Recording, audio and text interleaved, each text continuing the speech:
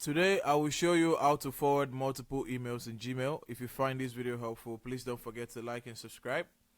Now the first thing I want you to do is log into your Gmail account. Once that's done, I want you to find the emails that you want to forward.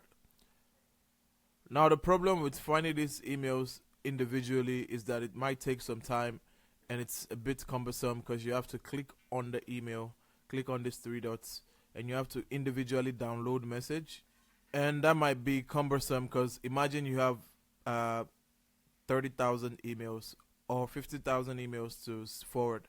But I'm going to show you a much simpler way. If you click on this compose button here, you can, after inputting the sender and the subject, now in the body, after you write the body, you can just come to the email that you want to forward. You drag it and you drop it. Drag, drop. Drag, drop. You can as well select multiple emails, drag them and drop them. Now that's how you forward multiple emails in Gmail.